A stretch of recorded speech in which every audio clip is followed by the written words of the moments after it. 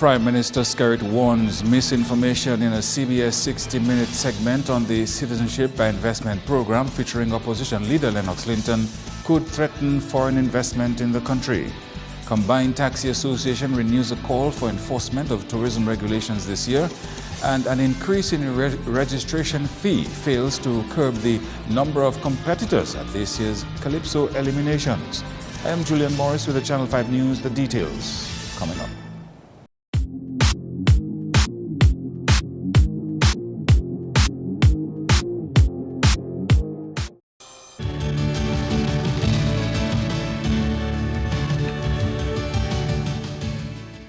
The country's Prime Minister has been forced to take on damage control measures following a CBS 60-minute segment Sunday on Dominica's Citizenship by Investment program. At a time when Dominica is anticipating a significant increase in earnings from its Citizenship by Investment program this financial year, the Prime Minister fears that $201 million target could be affected. A CBS 60-minute feature on New Year's Day spotlighting the country's CBI program has the potential, according to Mr. Skerrit, to threaten foreign investment into the country. The production, entitled Passports for Sale, promotes Dominica, St. Kitts and Nevis and Antigua as cash-starved countries offering citizenship to ease travel for foreigners running from the law. Prime Minister Skerrit describes the program, which features an interview with opposition leader Lennox Linton, as a carefully crafted campaign to destabilize Dominica's economic growth. Mr. Linton gave the impression to the world, that there's a mail order program. So you send your application by mail and you get your citizenship by mail. Making no reference to this, to the due diligence process, which he is aware of because it is enshrined in law, and we've reported to the Parliament and the public on several occasions. If people were to take and to treat what was said by Mr. Linton on Sunday to be the truth, it can have and will have an impact on the way we conduct business in Dominica. It will have an impact on our tourism industry. It will have an impact on our financial system. And yes, we will certainly be responding to this baseless and untrue allegations on the Sunday program. So we will provide the CBS with a response. The Prime Minister said, unlike Antigua's Prime Minister Gaston Brown, he was not contacted by CBS for an interview, and he says, contrary to the negative image the program portrayed, a Dominican passport would not be granted if the applicant fails any due diligence checks. Let me once again stress that the CBI program is governed by legislation, and persons seeking citizenship of Dominica under the CBI have to undergo a most rigorous yet transparent due diligence exercise that involves criminal, character, and ethics checks by international law enforcement agencies and authorities and due diligence companies. While it is no longer mandatory for face-to-face interviews to be done, it may be required if deemed necessary. He's also concerned that projects to be funded by the CBI program can be stalled as government does its damage control from the show's impact.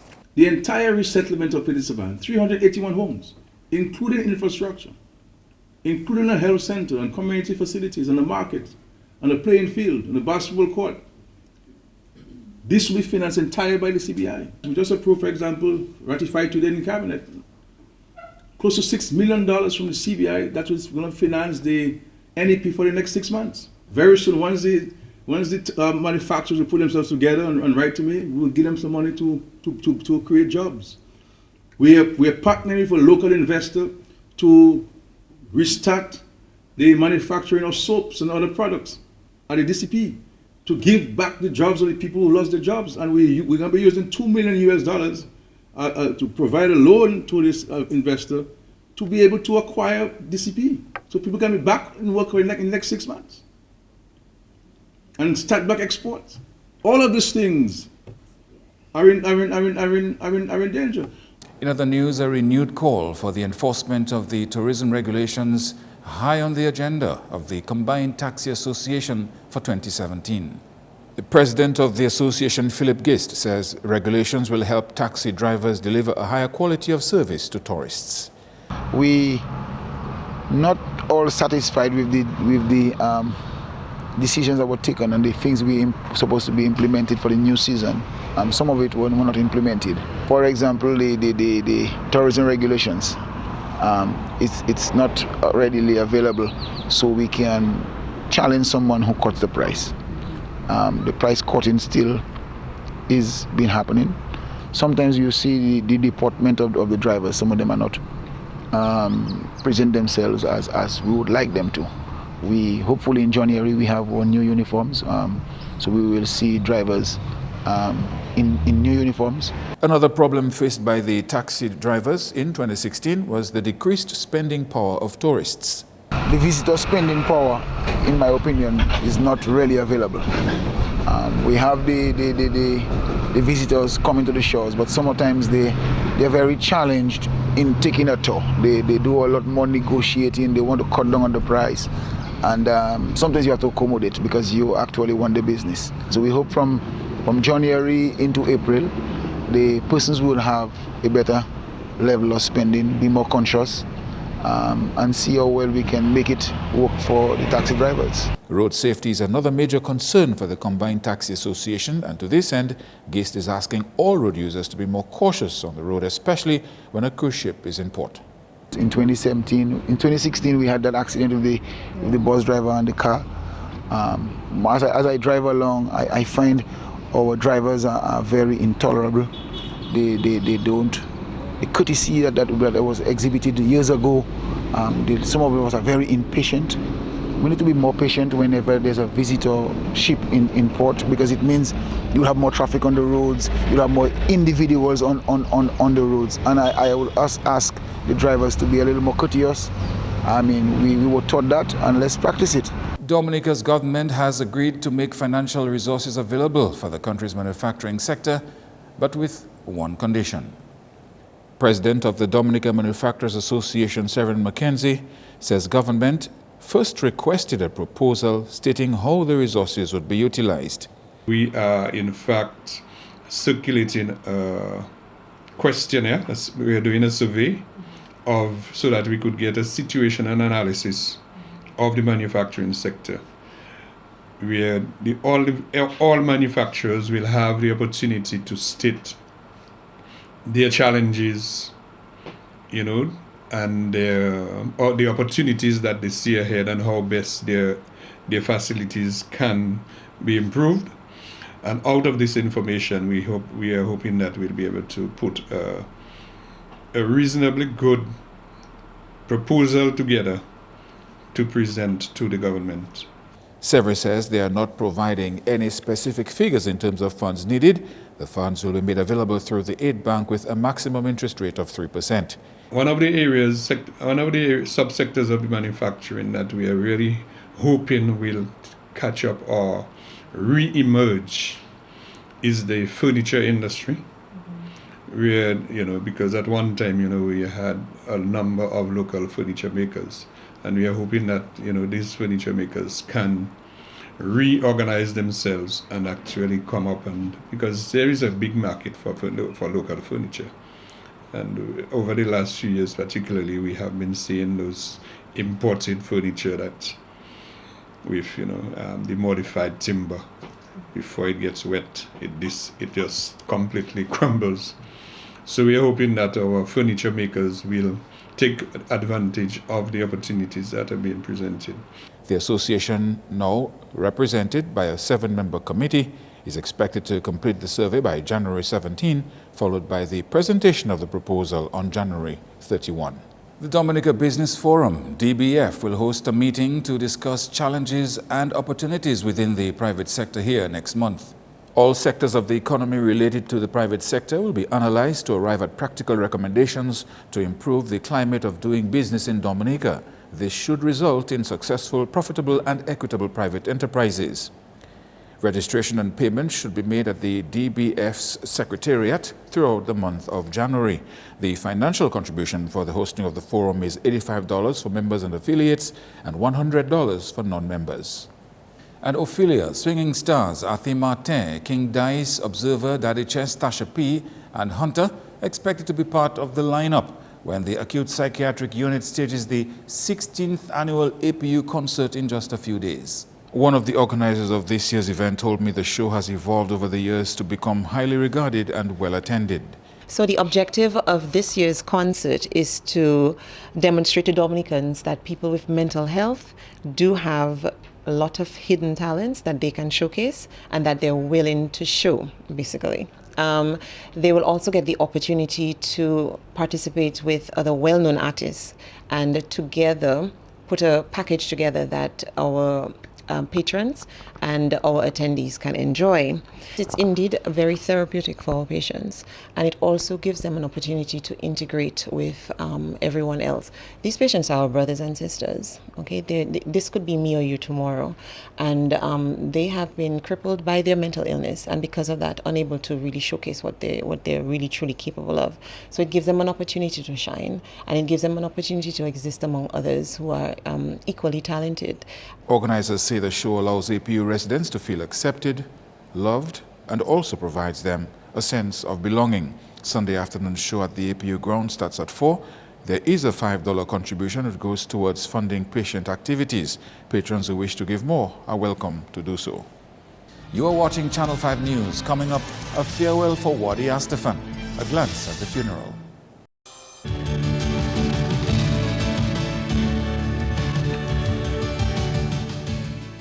Thank you for staying with us. Attempts at reducing the number of Calypsonians performing at the eliminations this weekend may not be as effective as hoped.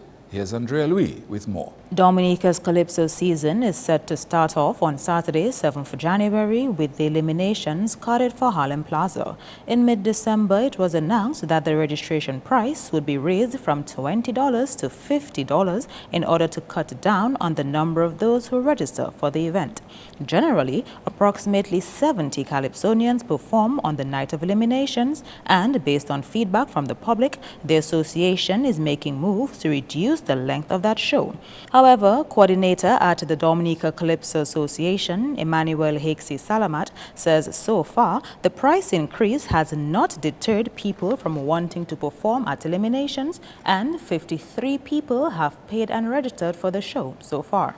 It didn't deter anybody. The people that didn't rush to register in the first week or 2 weeks, so they still coming in and paying their $50. Other people registered, but they haven't paid up yet. And they haven't I still have let these people practice. We have registration today, tomorrow, and Friday. And I suspect that we're going to move up close to 70, 74, 80. Hakesi has reacted to suggestions that cuts be made in the band house in efforts to reduce the number of performances on eliminations night. A lot of people suggest that. I have entertained the thought myself, and the executive have discussed that. But the same way that people in Dominica make noise about judges and what judges do, I have a strong feeling that we're going to have hells if we do that and certain people get caught in the band house. Some of these people, it doesn't matter to them that you're trying to do something right. It just matters to them that their favorite person is not there. And you know, it causes a big thing. A feature of the eliminations night, which has been removed this year, is the ability of individuals to register on the night of the show. That used to be a traditional thing. We have since thought that just not professional or productive enough. So registration will end at 3 o'clock on Friday, and there will not be any more registration that is on the night of the show. The DCA executive member says there will be a good mix of new and veteran performers on Saturday night.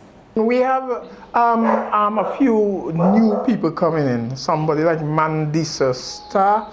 We also have a great guy, a great singer in Dominica. He's Trinidadian actually, and he's going to sing for his first time. But we also have some good guns coming in, Scrunter, Hunter, Tasha P, and I even call in Logos a new coming back. We have Wizard going to come.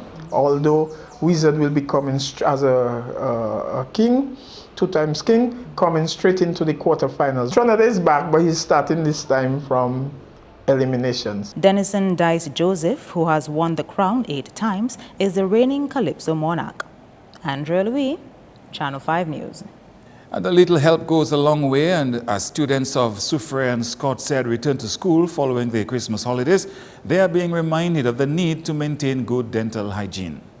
Businessman Jeffrey Bellot made the donation to Principal Erickson de Gallery on Tuesday. So therefore we want to make toothbrushes and toothpaste and some floss available to the school, where every child going to be able to get at least 2 toothbrushes, and we'll continue supporting toothbrushes throughout the year and toothpaste as well throughout the year, and flossing. This is a program we believe in because we believe that good hygiene practices start at a very young age. So in doing so, we can encourage our young people of the Soufriere Primary School to keep up a good hygiene practice.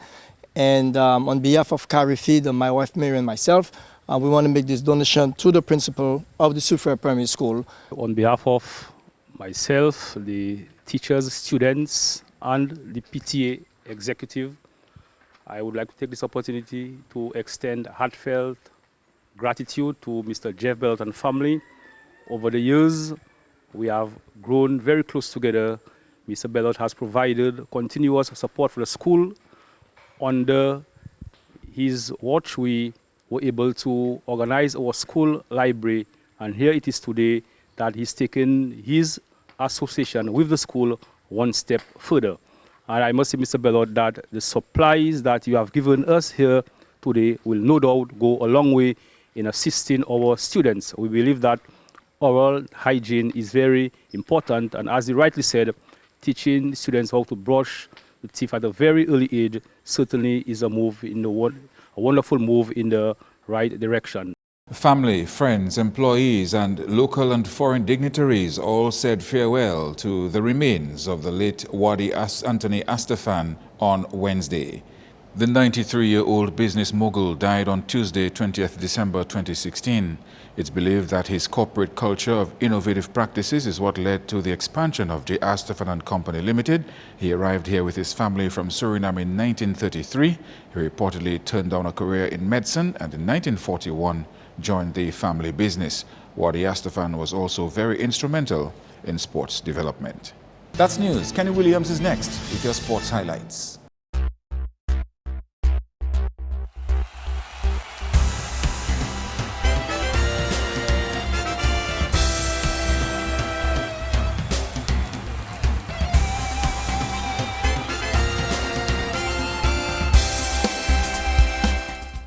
Kicking off with Division 1 football, where Police Sports Club will be going head-to-head with St. Mary's Cooperative Credit Union Delson United at the Poirier Playing Field on Thursday. At Dublin, it will be a clash of the Haitian Angels and the Dublin football clubs, and at Benjamin's Park, Exodus Football Club will come up against Skerrit Northeast. All matches begin at 6 p.m. The second transfer window of the DFA leagues is open from now until January 31, 2017. In cricket, after ending the first day on 365 for 3, the Australian Test side declared on 538 for 8 on day 2 of the third Test against Pakistan. Matt Renshaw top-scored with 184, with David Warner having added 113 from the previous day, and Peter Hanscom closely supporting with 110 on day 2. In reply, the Pakistan side reached 126 for 2 after 41 overs. Yunis Khan supported with 64 not out, and Azhar Ali undefeated on 58. Meantime, resuming on 35 on the third day, South Africa declared on 224 for 7 after 51.5 overs on Wednesday. Dean Elgar supported with 55, while Faf du Plessis added 41. S. Lakmal picked up 4 for 69 for Sri Lanka. Batting a second time, the Sri Lankans totaled 130 for 4 after 40 overs. Angelo Matthews scored 29 not out, K. Silva scored 29, and Dinesh Chandamal 28 not out. Sri Lanka required another 337 runs with 6 wickets remaining at the end of day 3. Next up, President of the Dominica Football Association says 2017 is the year for targeting youth programs to ensure a level of continuity in the sport. This as the local governing body plans to focus on football development from an early stage. we decide now, well, we are going to compete with the CONCACAF under 15 boys next year. And we know that the school rally had a competition. We've selected a number of boys from that competition. And what we've planned to do is have 6 districts, and have coaches in each district where they will focus on the areas. He says an elite team will be selected at the end of the exercise. And then we will select an elite elite players from that 6 districts, have a tournament or a competition among themselves, and we will select. We've started early. When I mean early, in the sense that the tournament is going to be somewhere in late August, maybe in the holidays, and we are planning to start in January. So that's the first time we have started a bit earlier. But what we want to also do is, when this team comes back from the tournament, is keep this under 15 boys in training regular, and then we move on to maybe under 17 or to the senior team. Because we have not done that, we have not established a cadre of young players, and we also want to go much lower to the under 15. I'm talking both the female and the male players. That's all the sporting highlights for now. I am Kenny Williams. Join us again next time.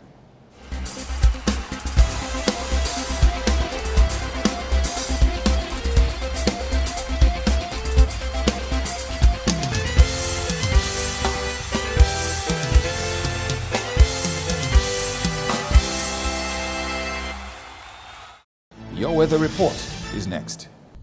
Good evening and welcome to tonight's weather broadcast. I am your presenter, Annie Correct-Joseph. The Atlantic high pressure system was a dominant feature throughout the course of the day, resulting in a relatively dry atmosphere. Visible satellite imagery showed few low-level clouds over Dominica throughout the course of the day, resulting in fair to partly cloudy skies. Radar imagery indicated no shower activity during the course of the afternoon. Conditions for tonight: fair to partly cloudy with some scattered showers, mainly over the interior. Similar weather conditions can be expected tomorrow, and temperatures are expected to peak near 30 degrees Celsius. Sea conditions: moderate in open water with waves up to 7 feet. Small craft operators and sea bathers, particularly on the East Coast, should exercise some caution. Taking a look at the extended forecast, the Atlantic high pressure system will dominate conditions into the weekend. However, patches of low-level clouds moving with the wind flow will result in an increase in cloudiness and shower activity by Thursday evening into Friday and early Saturday morning. An improvement in conditions can be expected by Saturday afternoon. Some breezy conditions are also expected over the weekend. Across the region tomorrow, fair to partly cloudy skies can be expected over the northern and central portions of the chain. However, an increase in cloudiness and shower activity can be expected further southwards.